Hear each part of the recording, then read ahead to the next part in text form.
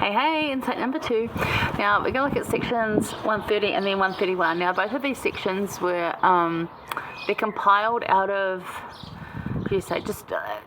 William Clayton, who was one of Joseph Smith's secretaries, who followed him down, and like when they were at dinners or they were at meetings, he would note down things that he felt spiritually moved by, that he thought were of great importance. And so section 130 and 131 are sort of a compilation of these things. That's why it's like power packed full of power verses, right? There's sort of not that sort of linking in it. It's just like boom, boom, boom, boom, boom. That's why. So we're going to look at 18 to 19, because a lot of it, the big part of it there talks about how how it goes on more about spirits that we just talked about, and there's the Urim and Thummim, and talks about my celestial iPad. No, it just talks about a stone that we get that enter into the celestial world. It says a white stone, and I'm like, come on, celestial iPad, be better than an iPad. It would be just the best. It will never break, and you won't need Apple Care, right? Anyway, that's my theory. I'm looking forward to that. However that works, however that is. But to think that we all get our own personal Urim and Thummim, that we all get our own personal seer stone, that's kind of cool. And we won't have to like hide it and worry about it being stolen by Satan, because we'll be away from him and you won't be able to get us. So I kind of look forward to that a little bit. But that's beside the point. We're going to look at verses 18 and 19. Now, if you're old like me, 18 through 22 are all scripture mastery. 3 different lots. So my scriptures, they're marked in different colours. But I like 18 to 19. So let's just read that first. It says, whatever principle of intelligence we attain unto in this life, it will rise with us in the resurrection. And if a person gains more knowledge and intelligence in this life through his diligence and obedience than another, he will have so much the advantage in the world to come. Doesn't mean that he's better or entitled to more. Just means that he has less to learn. And so is therefore better off. And I think that stands for being intelligent in this world too. That the more we can learn, the better off we are, because we know how to do different things. We know how to like grow plants in the garden. We know how to cook. We know how to sew clothes. Then we know how to also, balance a company's and do tax records, those kind of things. So the more knowledge we can gain on all sorts of things, it's just better for us. But in this particular instance here, intelligence, not necessarily talking about being smart. It's different. So we're going to talk about that. But what kind of intelligence are you seeking? What are you seeking right now? Are you studying something? I teach institute students, and they are at university, most of them studying stuff.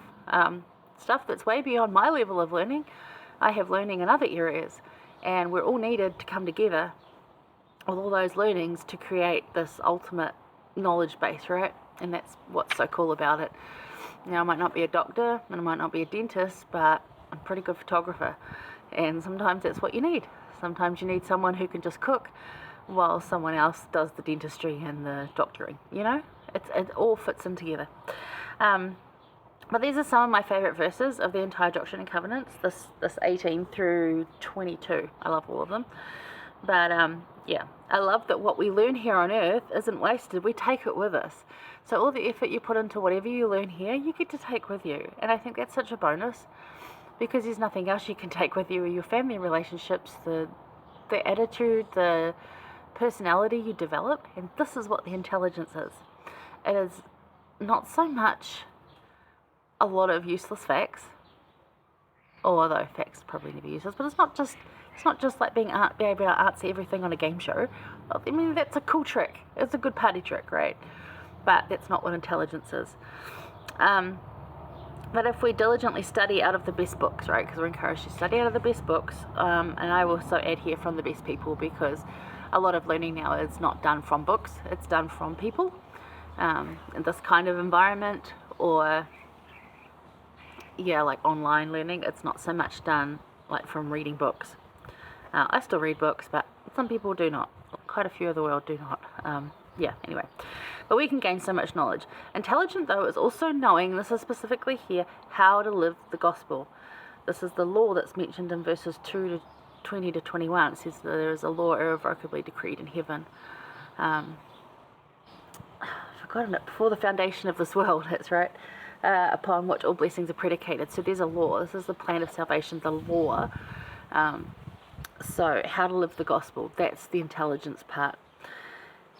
So carefully consider the intelligence you seek. It's about becoming, it's about learning your family relationships to be better. It's about how to be kinder to other people, to minister better. That is the intelligence, as well as information on like biology, on chemistry, on all sorts of things, that because we're aiming to hit the celestial kingdom as members of the Church of Jesus Christ of Latter-day Saints. We aim for the celestial kingdom, the highest degree of glory, and we're going to get to that in the next few insights.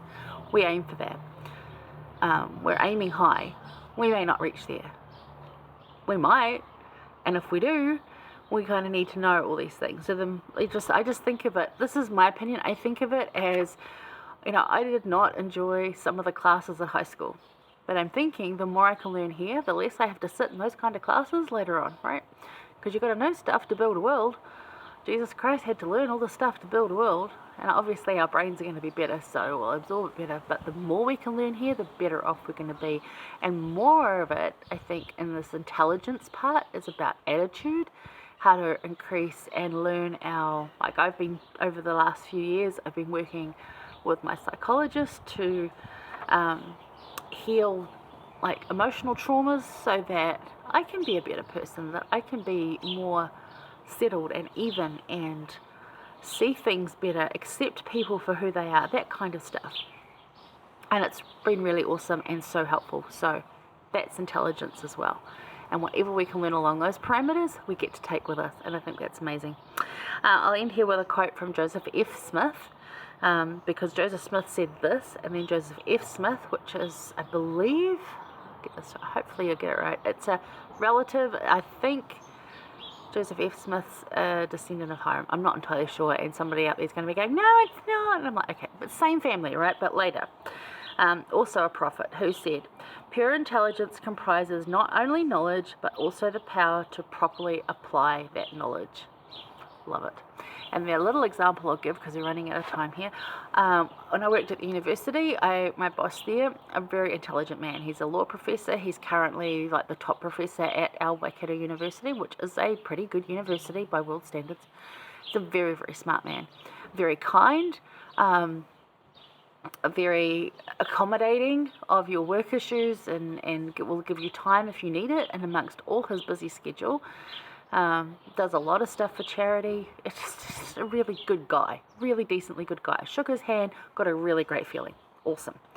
Then I go to work at a JB Hi-Fi here, which is like a electronics music store, and I'm the admin manager.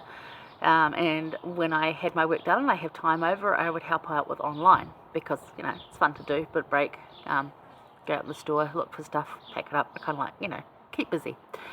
He'd ordered something and he'd put his address as University of Waikato. Now, the University of Waikato is freaking huge. It has 10 different gates, different offices all over the place with different addresses.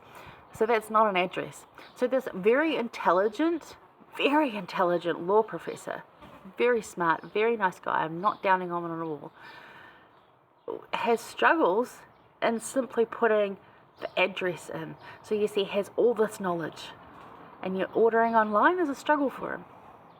So keep that in mind. That intelligence isn't just knowing lots of stuff. It's knowing how to use it. It's knowing how to do things like change a car tire and grow some plants. And if that's your skill, then great. Do that really well and then learn some other stuff. I know people struggle with maths when they need to do different careers, and yet they can do it if they really apply themselves, and it will always be a struggle for them, but you can do it. So just think of that as what Joseph F. Smith said there, that pure intelligence comprises not only knowledge but also the power to properly apply that knowledge. Now, some of that power we're going to get to talk about because it's part of the covenants we make in the temple. All right, so I'll see you there because we're already over time.